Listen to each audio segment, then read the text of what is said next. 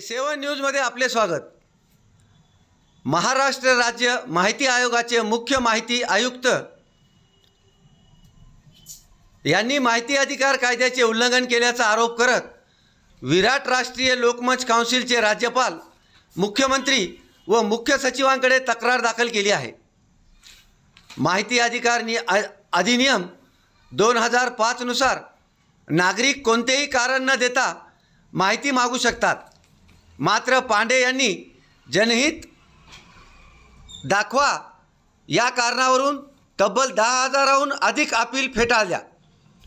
हा निर्णय कायद्याच्या विरोधात असून नागरिकांच्या मूलभूत अधिकारांवर गदा आणणारा असल्याचा आरोप विराट राष्ट्रीय लोकमंच काउन्सिलचे राष्ट्रीय अध्यक्ष शेख नईम शेखलाल यांनी तक्रारीत केला आहे। सर्वोच्च न्यायालयातील CBSE विरुद्ध आदित्य बंडोपाध्याय 2011 तसेच अन्य निर्णयाचा दाखला देत नागरिकांकडून कारण विचारणे चुकीचे असल्याचे स्पष्ट करण्यात आले आहे।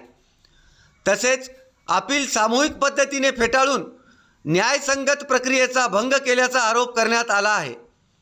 विराट राष्ट्रीय लोकमंच काउन्सिलचे राज्यपालाकडे पाठविलेल्या निवेदनात पांडे यांचा आदेश रद्द करून त्यांची चौकशी व अनुशासनात्मक